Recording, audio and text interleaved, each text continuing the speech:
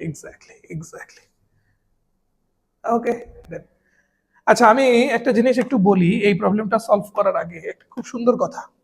যদি কখনো দেখো এরকম অনেক বড় বড় পাওয়ার নিয়ে কাজ করতে বলছে, তাহলে তুমি যেটা করবা, যে ম্যাট্রিক্সটা দেওয়া থাকে তাকে square cube whole to the power 4 এরকম 2 3 4টা কাজ করার পরে তুমি তোমার কাজগুলো থেকে একটা প্যাটার্ন খুঁজে বের করার চেষ্টা করবে, এবং যেই প্যাটার্নটাকে ইউজ করে তুমি বড় পাওয়ার গুলো বের করবে।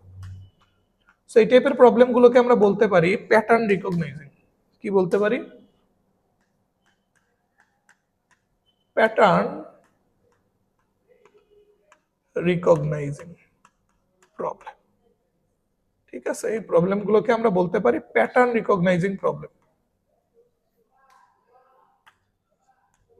খুব সুন্দর সুন্দর প্রবলেম থাকে এখানে। চলো আমরা সলভ করি। তো যেমনটা বলতেছিলাম, এরকম বড় পাওয়ার থাকলে তোমার square cube whole to the power 4 এরকম 2 3 4টা কাজ করে প্যাটার্ন খুঁজে বের করতে হবে। আমরা ফার্স্টে স্কোয়ার করি, এবং তার জন্য অবভিয়াসলি আমরা ক্যালকুলেটরের হেল্প নেব। এত সময় নেই আমাদের এখন, কারণ এই টাইপের প্রবলেম বোর্ডের থেকে এডমিশনে আসার চান্সেস বেশি।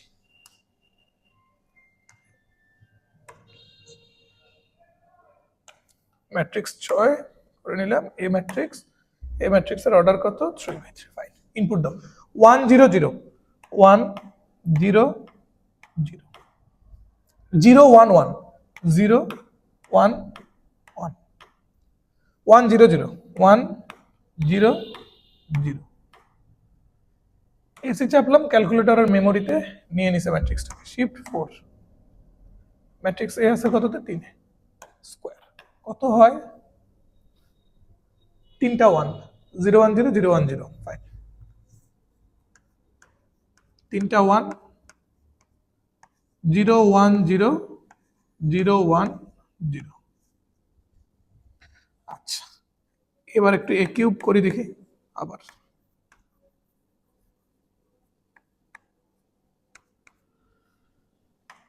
ক্যালকুলেটরের মেমোরিতে তো এবারটা আসেই, শিফট 4।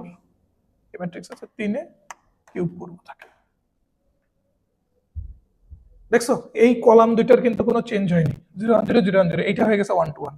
আচ্ছা লিখে ফেলি 1 2 1 0 1 0 0 1 0। আমার আর কিছু লাগবে না, আমি ধরে ফেলছি বিষয়টা কি হয়েছে। কেমনে ধরলেন বুঝান। তুমি খেয়াল করে দেখছো 0 1 0 0 1 0, এই যে কলাম দুইটা স্কোয়ার করলেও চেঞ্জ হয়নি, কিউব করলেও চেঞ্জ হয়নি, নো ডাউট তাহলে হোল টু দি পাওয়ার 4 করলেও চেঞ্জ হবে না। আবার উপরের 1 নিচের 1, এই দেখো উপরে 1 নিচে 1, উপরে 1 নিচে 1, ঠিকঠাক আছে। তাহলে চেঞ্জটা আসতেছে কোন বেটাতে? এই যে এই যে শুধু এই জায়গাটুকুতে চেঞ্জ আসতেছে। এবং চেঞ্জটা কেমনে? যখন এর পাওয়ার 1 এটা 0, এর পর 2 এটা 1, এর পর 3 এটা 2, তার মানে এর পাওয়ার যত এটা হবে তার থেকে 1 কম। তাহলে আমরা